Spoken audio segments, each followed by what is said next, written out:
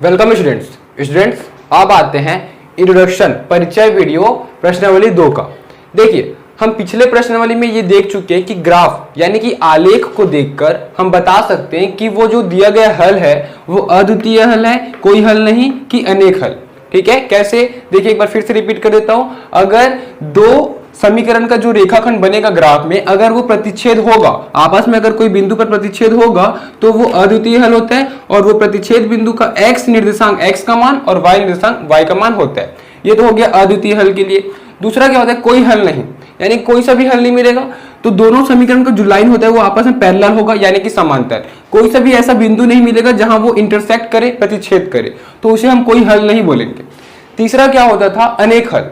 तो अनेक हल यानी कि बहुत सारा उसका सॉल्यूशन मिल जाता था। जैसे कि एक लाइन का, एक समीकरण का एक लाइन बना है तो उसी के ऊपर दूसरा समीकरण भी लाइन भी बन जाएगा, तो एक से ज्यादा हल इसका मिल जाता था। ठीक है, एक्स और वाई का मान, इसलिए हम इसको अनेक हल बोलते थे। इसमें एक्स वाई का मान नहीं मिलता था, इसमें भी नहीं मिलता था। एक्स और वाई का मान सिर्फ अद्वितीय हल में मिलता है। ये तो हो गया ग्राफ से, आलेख से। अब देखिए हम समीकरण को देख के कैसे बता सकेंगे। तो देखिए सबसे पहले एक व्यापक पद होता है, व्यापक समीकरण, सॉरी पद नहीं समीकरण, व्यापक समीकरण होता है। हम पिछले प्रश्नावली में देखें दो समीकरण बनता था। पहला को हम लेते हैं a1x plus b1y equal to c1।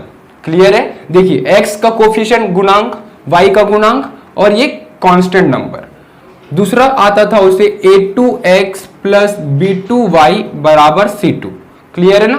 Example के तौर पर मैं एक समीकरण लेता हूं, जैसे कि 2x plus 3y equal to 5 suppose, और दूसरा है suppose 3x plus 2y equal to 10, ये दिया हुआ है। तो देखिए ये जो x का जो गुणांक है वो a1 हो जाएगा, y का गुणांक b1 पहला समीकरण का, और पहले समीकरण का जो कांस्टेंट नंबर होगा वो c1 हो जाएगा, और दूसरे समीकरण का x का गुणांक a2 3, b2 2 और c2 10। क्लियर है? तो इस प्रकार से हम कंपेयर करके a1 b1 c1 a2 b2 c2 का मान निकालेंगे। अब देखना यह है कि हमें इस समीकरण को देख के कैसे पता करेंगे कौन सा हल है। ये पता करना क्यों जरूरी है? क्योंकि अगर ये समीकरण अगर हल होगा x y का तो केवल अद्वितीय हल में ही x और y का मान आएगा। अगर ये दोनों में से कोई सा भी हल होगा तो x और y का मान नहीं आएगा। क्लियर है? तो सबसे पहले हमें ये जानना होगा समीकरण को हल करने से पहले कि कौन सा हल है। अगर कोई हल नहीं या अनेक हल का ये दिया हुआ है प्रश्न तो x और y का मान नहीं मिलेगा। क्लियर है? तो देखिए मैं एग्जांपल के तौर पर, उदाहरण के तौर पर इसी को समझाता हूं। इसमें a1 क्या है हम देख सक रहे हैं कि अगर दोनों को तुलना करूं तो a1 2 है और b1 3 और c1 5। क्लियर है? a2 3 और b2 2 और c2 10 है। देखिए कंपेयर करके मैं लिख चुका हूं इसको। अब देखते हैं कि कौन सा हल है। तो देखिए अद्वितीय हल के लिए a1 by a2 not equal होना चाहिए b1 बाई b2 से। तो a1 क्या है 2, a2 क्या है 3, इक्वल नहीं होना चाहिए b1 बाई b2 से। तो 2 बाई 3 इक्वल नहीं है 3 बाई 2 से। ये केस सही है, ठीक है, ये दिया गया स्थिति है वो सही है कथन। इसका मतलब ये एक अद्वितीय हल है। अब अगर ये अद्वितीय हल है तो ये जो इक्वेशन है समीकरण वो हल होगा और इसका x और y का मान आएगा ही आएगा। क्लियर है? और उसी के जगह में अगर ऐसा दिया रहता 2y और यहाँ पे 3, तो यहाँ पे 2 और यहाँ पे 3 होता तो ये क्या हो जाता 2/3। ये दोनों तो इक्वल है आपस में। देखिए 2/3 इक्वल है 2/3 से। तो तीसरा कंडीशन को चेक करते हैं। तीसरा कंडीशन क्या है? देखिए 5/10, तो 5/10 शॉर्ट होके क्या हो जाएगा 5 1 जा और 5 2 जा, तो 1/2। ये इक्वल नहीं है तो कौन सा केस हो जाएगा? देखिए ये दोनों इक्वल है लेकिन तीसरा इक्वल नहीं है, तो ये दोनों इक्वल है लेकिन तीसरा इक्वल नहीं है, ये कोई हल नहीं का एक प्रकार हो जाएगा। तो हम यहाँ पे क्या लिख सकते हैं कि अतः यह कोई हल नहीं का एक सॉल्यूशन या हल दिया हुआ है। ठीक है, और इससे हमें x और y का मान नहीं आता। तो यहाँ पे ये जब समीकरण को जब हल करेंगे हम तो x और y का मान नहीं निकाल पाते। अब तीसरा है अनेक हल। अनेक हल में लेट सपोज कि यहाँ पे अगर 2 दिए और यहाँ पे 3 दिए तो ये 2 और ये 3, तो ये भी 2 हो जाता, ये भी 3। अब देखिए तीनों इक्वल हो गया, a1 by e2 equal to b1 by b2 equal to c1 by c2। तीनों इक्वल कब होते हैं? जब अनेक हल होते हैं। तो हम क्या लिखेंगे यहाँ पे कि अतः दिया गया प्रश्न अनेक हल का एक प्रकार है, अतः यहाँ पे x और y का मान नहीं निकाला जा सकता। क्लियर है?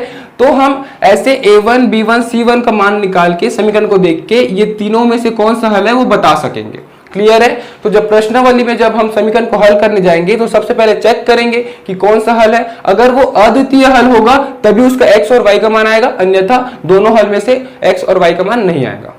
स्टूडेंट्स अब देखिए, मैं ये तो बता दिया कि अद्वितीय हल में x और y का मान आएगा, बाकी दो हल में x और y का मान नहीं आएगा।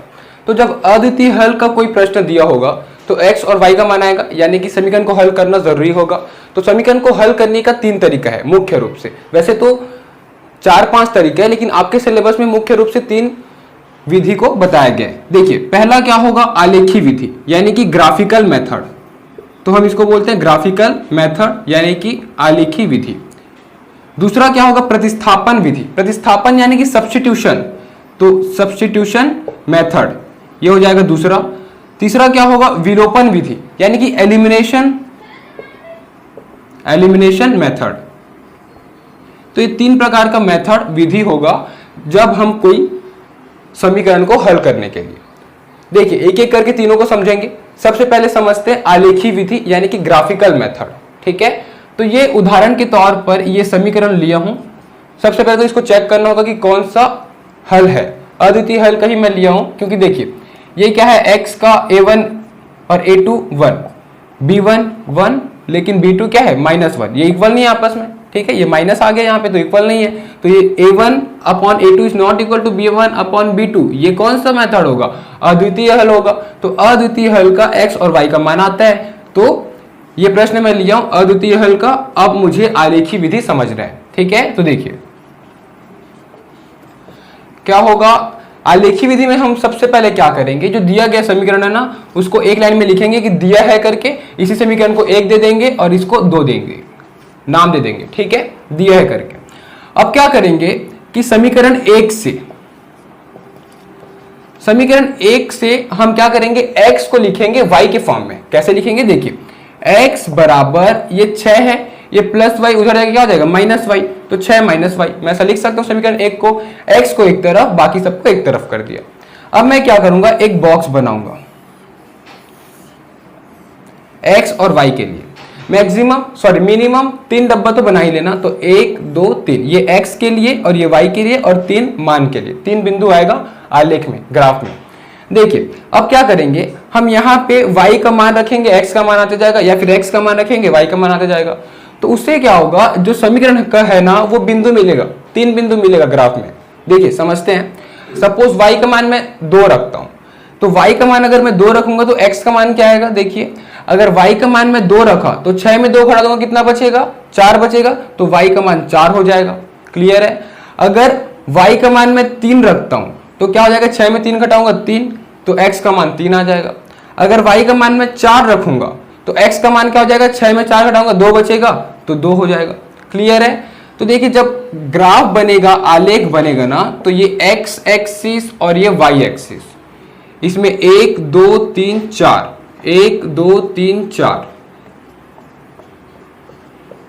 देखिए यहाँ पे नेगेटिव नंबर नहीं आ रहा है, ऋणात्मक संख्या नहीं आ रहा है। अगर ऋणात्मक संख्या आता तो इस ग्राफ को ऋणात्मक तरफ भी लेके जाता। ये पूरा पॉजिटिव है, इसलिए पॉजिटिव ग्राफ ही बनाया हूं। क्लियर है। देखिए ये जो 3 बिंदु आए हैं ना, वो पहला समीकरण का बिंदु हो गया। क्या बिंदु क्या होगा, 4, 2, 3, 3, 2, 4। इसमें प्लॉट कर लेते हैं। देखिए x का 4 y का 2, x का 4 और y का 2 कहां पे आएगा, ये दोनों के बीच यहाँ पे आएगा। 4, 2 यहाँ पे मैं लिख सकता हूं।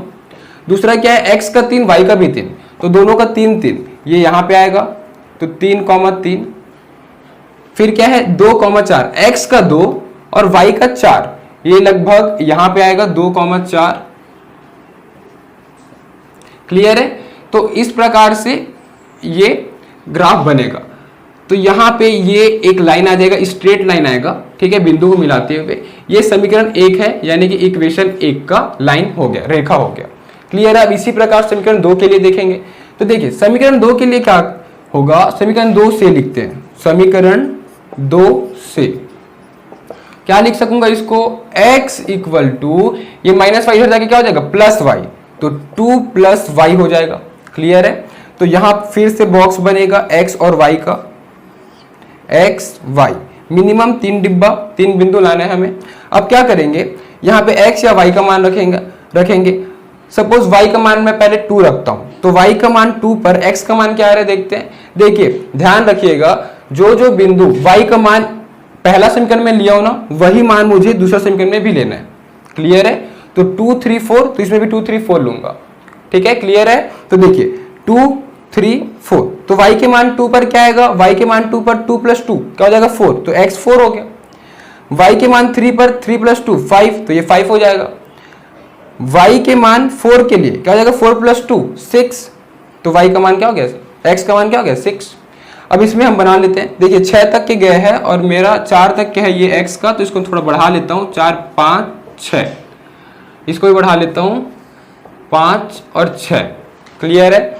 अब देखिए पहला बिंदु किस में आएगा 4,2 पर, तो 4,2 पर पहला बिंदु आएगा, यहीं पे आएगा, तो 4,2 पर। फिर दूसरा 5,3 पर, तो x का 5 इसका 3, तो ये लगभग यहाँ पे आएगा 5,3। और दूसरा देखिए, तीसरा देखिए 6,4, तो इसका 6 और इसका 4, तो लगभग यहाँ पे आएगा ये 6,4। तो ये कुछ इस तरीके से बनेगा। ठीक है, ये लाइन स्ट्रेट लाइन बनेगा, जो कि मैं रफ में बना रहा हूँ तो स्ट्रेट नहीं बन रहा है, सीधा नहीं बन रहा है, तो ये इक्वेशन 2 का हो गया। अब हमें ग्राफ से बताना होगा कि ये कौन सा, मतलब x और y का मान क्या होगा। तो हम क्या लिखेंगे, आलेख से। हम ये पढ़ चुके हैं पहले प्रश्न वाली में, ये एक बिंदु पर प्रतिच्छेद हो रहा है और बिंदु क्या है 4,2 पर, तो x का मान क्या हो जाएगा 4 और y का मान क्या हो जाएगा 2। तो x और y का मान हम इस तरीके से आलेख विधि से निकाल सकेंगे। देखिए एक हिंट बताता हूं आपको, जब भी हम आलेखी विधि यानी ग्राफिकल मेथड से हल करेंगे तो एक सावधानी हमें ये देना होगा कि हम यहाँ पे कितना भी कोई सा भी वैल्यू ले सकते हैं।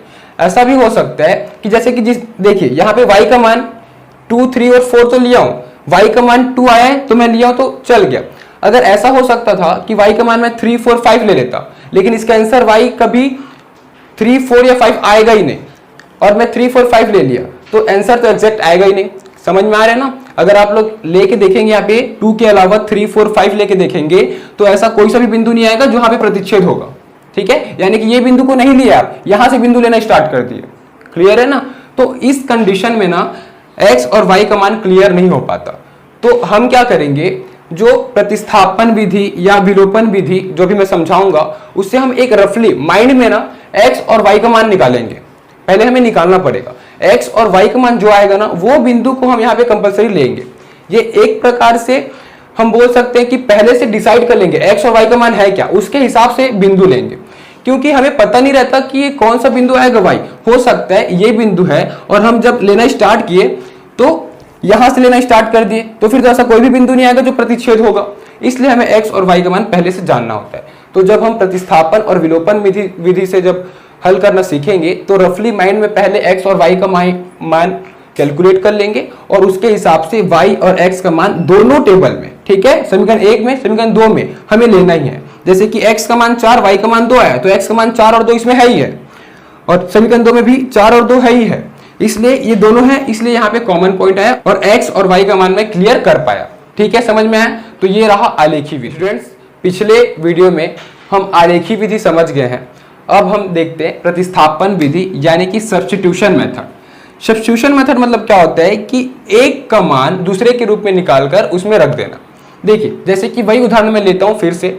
देखिए x का मान क्या आया था और y का मान क्या आया था, x का मान 4 y का मान 2 ये आया था। तो यही दोनों मान ये बाकी दो मेथड के लिए भी आना चाहिए। ठीक है, तो दूसरा मेथड प्रतिस्थापन विधि सब्स्टिट्यूशन मेथड हम हल करते हैं। हम क्या करेंगे, जो दिया गया समीकरण है उसे एक लाइन में लिखेंगे। सबसे पहले दिया है इसको समीकरण 1 समीकरण 2 नाम देंगे। फिर क्या करेंगे, समीकरण 1 से या 2 से कोई सा भी समीकरण, जैसे कि मैं सपोज लेता हूं समीकरण 1 से, हम क्या करेंगे x का मान y के फॉर्म में या y का मान x के फॉर्म में ला देंगे। देखिए ये क्या दिया है, x प्लस वाई बराबर 6, ये दिया है x प्लस वाई बराबर 6, ये हमें दिया हुआ है। हम x बराबर क्या लिख सकते हैं, 6 माइनस वाई हम लिख सकते हैं ये, क्योंकि ये प्लस वाई है वो माइनस वाई हो गया इधर जाके, इसको मैं समीकरण 3 दे दूंगा। क्लियर है? अब समीकरण 2 में ये x का मान y के जो रूप में है उसे मैं रख दूंगा। तो समीकरण 2 से क्या हो जाएगा, x माइनस वाई बराबर 2, ये दिया हुआ है। हम क्या करेंगे, समीकरण 3 में हम देख सक रहे हैं कि यहाँ पे x का मान मैं ऑलरेडी y के रूप में लिख चुका हूं। तो समीकरण 3 से देखिए क्या हो जाएगा, समीकरण 3 से तो x का मान 6 माइनस वाई लिख सकता हूं। तो यहाँ पे क्या लिख सकूंगा मैं, 6 माइनस वाई, फिर क्या है x जगह में रख दिया माइनस वाई, तो माइनस वाई बराबर 2। ब्रैकेट ओपन करता हूं, क्या हो जाएगा 6 माइनस वाई बराबर 2। माइनस माइनस क्या होगा, प्लस होगा, साइन किस में रहेगा, माइनस में, तो क्या होगा -2y। तो 6 माइनस 2y इक्वल टू 2। देखिए अब क्या हो जाएगा, ये जो 6 है इधर जाके माइनस हो जाएगा, तो -2y बराबर 2। ये जो 6 इधर आके माइनस, देखिए क्या हो जाएगा, -2y इस तरफ है पहले से, बराबर प्लस माइनस माइनस होगा, साइन किस में रहेगा, माइनस में, क्योंकि बड़ी संख्या माइनस में है। तो क्या होगा, माइनस 6 में 2 घटा दूंगा, क्या बचेगा 4। ये माइनस और माइनस कैंसिल हो जाएगा दोनों तरफ। y बराबर 2, यहाँ गुणा पे, इधर जाके भाग में हो जाएगा, तो 2 एकम 2, 2 दूनी 4, तो y बराबर 2। तो y का मान 2 आ गया। देखिए आ गया उत्तर। अब हम x का मान निकालेंगे, तो x का मान कोई भी समीकरण 1, 2 या 3 में रखेंगे, ठीक है, y का मान रखेंगे तो x का मान हमें आ जाएगा। जैसे कि मैं समीकरण 3 में रखता हूं, समीकरण 3 में क्या दिया है, x बराबर 6 माइनस वाई, तो x बराबर 6 और y का मान क्या है 2, तो x बराबर 6 में 2 घटाऊंगा, क्या बचेगा 4, तो x का मान 4 और y का मान 2।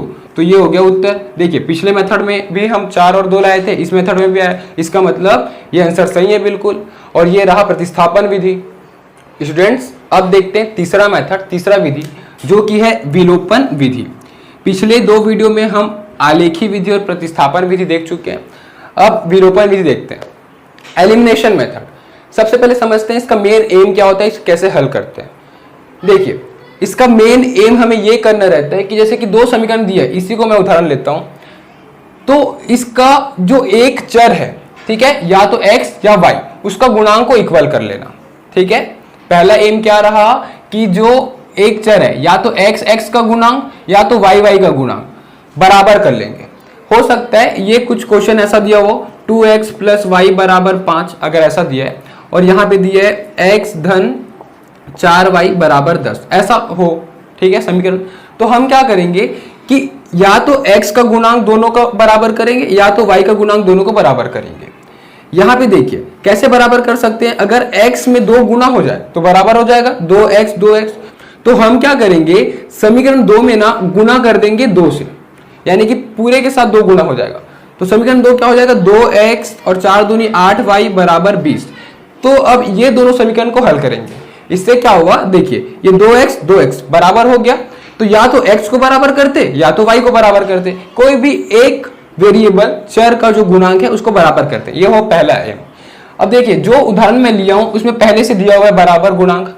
देखिए x गुणांक यहाँ पे 1 है, यहाँ भी 1 है, तो 1 है मतलब बराबर दिया हुआ है, तो पहला स्टेप को यहाँ स्किप करना पड़ेगा, हटाना पड़ेगा, ठीक है। तो इग्नोर करते हैं पहला स्टेप को। अब देखते हैं दूसरा स्टेप क्या होता है कि जो हमें ये एम रहता है कि दोनों में से कोई एक वेरिएबल, कोई एक चर कट जाए कंप्लीटली और दूसरा चर का फिर मान मिल जाएगा, ठीक है। तो कोई सा भी दोनों में से एक चर पूरा कटेगा, जैसे कि इसमें x और x कट गया तो y आ जाएगा, क्लियर है। तो यहाँ पे मैं देख रहा हूं कि दोनों कंडीशन यहाँ पे फुलफिल है, पहले से दिया हुआ है कंडीशन, हमें एडजस्ट करने की जरूरत नहीं। देखिए ये एलिमिनेशन मेथड जब मैं प्रश्नावली में जब मैं समीकरण हल करूंगा ना एलिमिनेशन मेथड से, तब आपको बहुत अच्छे से क्लियर हो जाएगा। इसका अगर 2-3 क्वेश्चन हम देख लेंगे एलिमिनेशन मेथड विलोपन विधि से, तो बहुत अच्छे से क्लियर हो जाएगा आपको।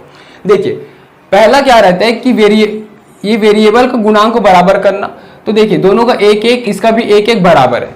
दूसरा क्या रहता है कि रेड्यूस कर देना कैसे भी, तो रेड्यूस करने के लिए ऑपोजिट साइन होना जरूरी है। तो देखिए प्लस है यहाँ माइनस, ये भी दिया हुआ है, तो दोनों दिया हुआ है, तो हम क्या करेंगे, ये दोनों मतलब y रेड्यूस हो सकता है। कैसे रेड्यूस होगा, दोनों को आपस में जोड़ देंगे, ठीक है। तो समीकरण 1 और 2 को जोड़ने पर, समीकरण 1 व 2 को जोड़ने पर क्या हो जाएगा, देखिए x plus y equal to 6, x minus y equal to 2, आपस में जोड़ देंगे, क्या होगा, x plus x 2x plus x minus x cancel हो जाएगा। और यही तो हमें करना रहता है, कोई सा भी एक वेरिएबल को कट करना रहता है, एक वेरिएबल आ जाएगा और 6 और 2 क्या हो जाएगा 8, तो x बराबर 8/2, ये हो जाएगा 4, तो x का मान 4 हो गया, x का मान 4 हो गया। अब ये 4 को कोई सा भी पहला समीकरण या दूसरा समीकरण में मैं रख दूंगा, y का मान आ जाएगा, ठीक है। जैसे कि देखिए समीकरण 1 में रखने पर क्या है, x प्लस वाई बराबर 6 ये दिया हुआ है। x की जगह 4 तो 4 धन y बराबर 6, y बराबर 6 माइनस 4 हो जाएगा तो y बराबर 2। तो देखिए y का मान 2, x का मान 4, ये आ गया। क्लियर है। इस चैप्टर के नोट्स के लिए नीचे दिए गए डिस्क्रिप्शन बॉक्स पर लिंक दिया गया है, वहां क्लिक करिए और इस चैप्टर के सभी वीडियोस के लिए ऊपर जो प्लेलिस्ट शो हो रहा है वहां क्लिक करिए और हमारे इस चैनल को सब्सक्राइब करने के लिए हमारे चैनल के लोगो पर क्लिक करके इस चैनल को सब्सक्राइब करिए। Thank you.